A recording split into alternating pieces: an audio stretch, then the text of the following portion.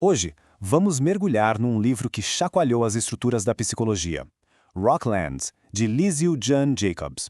A gente vai explorar essa obra através do olhar crítico de Sandizio Bazana, porque juntos eles nos fazem uma pergunta muito séria. E se a psicologia, do jeito que a gente conhece, estiver contando a história toda errada? A grande questão que guia tudo aqui é essa. E se a ciência da mente, com todas as suas teorias que se dizem universais, na verdade refletisse só um pedacinho bem pequeno e privilegiado da experiência humana? Então, para a gente entender a fundo a proposta da Jacobs, primeiro a gente precisa dar um passo para trás e olhar para o alvo da crítica dela, os pontos cegos coloniais da psicologia tradicional. A grande sacada aqui é que a psicologia tradicional não é neutra, de jeito nenhum. Como a resenha do Bazana bem coloca, ela tem raízes profundas em legados coloniais e patriarcais. E o que isso quer dizer na prática? Bom, quer dizer que, na maioria das vezes, ela simplesmente ignora as experiências de mulheres negras. E essa falha não é só um descuido, sabe? Tem nome para isso, violência epistêmica, que é o ato de silenciar e invalidar de propósito certas vozes. A disciplina historicamente deu muito mais valor para um tipo de conhecimento distante, objetivo, ignorando o que a gente aprende com experiência vivida, com o corpo, tudo isso em nome de uma falsa ideia de neutralidade. E é exatamente aqui que o livro Rocklands se torna tão fundamental. O trabalho da Jacobs não está propondo um ajustezinho aqui ou ali. Não, é uma ruptura radical, uma quebra necessária com toda essa tradição que desafia as bases coloniais e patriarcais da psicologia. Tá, mas como é que a Jacobs faz essa crítica toda? Bom, ela não fica só na teoria, não. A principal ferramenta dela é a própria vida, a experiência vivida, que ela usa como um verdadeiro ato de resistência, tanto acadêmica quanto política. Vamos pegar uma teoria bem clássica, por exemplo, a dos estágios de desenvolvimento do Erik Erikson. A ideia ali, de forma bem simples, é que a gente passa por umas fases, umas crises de identidade em ambientes que precisam ser mais ou menos estáveis para a gente poder seguir em frente. A palavra-chave aqui é estabilidade. Agora pega essa ideia de estabilidade e joga na realidade da Jacobs. Crescer sob a violência brutal e sistêmica do apartheid, essa ideia de um desenvolvimento linear, bonitinho, simplesmente não faz sentido. Vira uma piada, né? Como é que se desenvolve confiança básica quando o próprio Estado foi feito para te oprimir? O apartheid não era só um cenário, era um sistema ativo que quebrava a identidade desde o começo.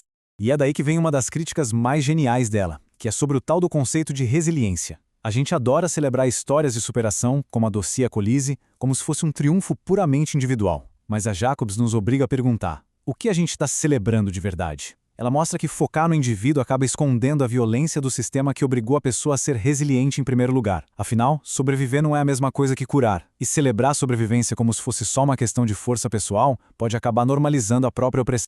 Então, para conseguir colocar tudo isso no papel, para dar forma a essa crítica tão profunda, era preciso uma ferramenta nova. E a Jacobs não só precisou, como ela criou e deu um nome para ela, a autopsicobiografia. Um método que coloca a própria vida no centro da pesquisa psicológica. Traduzindo, autopsicobiografia é um método onde a vida de quem pesquisa vira objeto de estudo principal. É pegar a teoria da psicologia e aplicar na sua própria história, tratando a sua memória, a sua experiência, não como um problema subjetivo, mas como dado. Dado primário, dado legítimo. E essa tabela aqui deixa a diferença bem clara. Olha só. De um lado, a gente tem a psicobiografia tradicional, que foca em gente famosa, excepcional, né? Os arquivos, documentos, para analisar a vida de outra pessoa, sempre de longe. Agora, do outro lado, a autopsicobiografia da Jacobs vira o jogo. O sujeito é ela mesma, o eu. Os dados, a memória, o que o corpo sentiu. E o objetivo não é só analisar, é buscar o que ela chama de justiça epistêmica, ou seja, validar outras formas de conhecimento. O pesquisador sai daquela posição de observador distante e se torna parte da pesquisa. No fim das contas, o propósito é gigantesco, é político, é transformador. É pegar o conhecimento de quem sempre foi silenciado e colocar ele no centro do debate. Não como uma historinha pessoal, mas como algo legítimo e, mais do que isso, essencial para a psicologia. Mas é claro que uma abordagem tão radical assim não ia passar sem questionamentos, né? A própria resenha do Bazana olha para isso com um olhar bem crítico, levantando uns pontos super importantes sobre os desafios desse método. E aí vem a pergunta de $1 milhão, que qualquer crítico faria. Peraí, uma história sobre si mesmo, por mais inteligente que seja, pode ser considerada ciência de verdade? Onde é que fica o rigor, a objetividade nisso tudo? O Bazana aponta umas armadilhas metodológicas bem sérias. Primeiro, tem um risco óbvio da memória seletiva, né? Da gente lembrar das coisas de um jeito que confirma a nossa história hoje, uma espécie de autojustificação.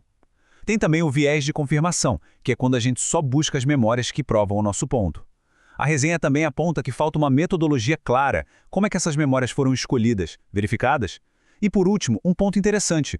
O método não conversa muito com as críticas, principalmente as feministas, que já discutiam há tempos como a memória pode ser, sim, pouco confiável. São questões bem sérias para a validade do método, sem dúvida. Ok, essas questões metodológicas são super válidas, mas mesmo com elas, o impacto do trabalho da Jacobs é inegável, porque o livro dela não para na crítica ao passado, ele vai além, ele aponta um caminho para a gente reimaginar o futuro da psicologia. Fica muito claro que Rocklands é mais do que só uma crítica, sabe? Não é só para apontar o que está errado. É um projeto para reconstruir a psicologia. É quase um manual de instruções para a gente erguer a disciplina sobre novas bases, transformando a crítica em proposta. E a visão dela é de uma psicologia que vai além do diagnóstico do indivíduo, para focar na justiça social, na cura coletiva, uma psicologia que finalmente entende que o sofrimento de uma pessoa quase nunca está desconectado da opressão de um sistema. É como o Sandizo Bazana resume de um jeito perfeito. Rocklands insiste que a psicologia precisa prestar contas. Ela deve responder àqueles que ela historicamente marginalizou, silenciou e tratou como doença. Chegou a hora de pagar essa dívida. Isso tudo nos deixa com uma última reflexão, né? Ao dar valor só para um tipo de voz, só para um tipo de método, por tanto tempo, quanto conhecimento crucial sobre o ser humano a gente simplesmente jogou fora. E o que mais a gente pode descobrir se a gente finalmente começar a escutar de verdade?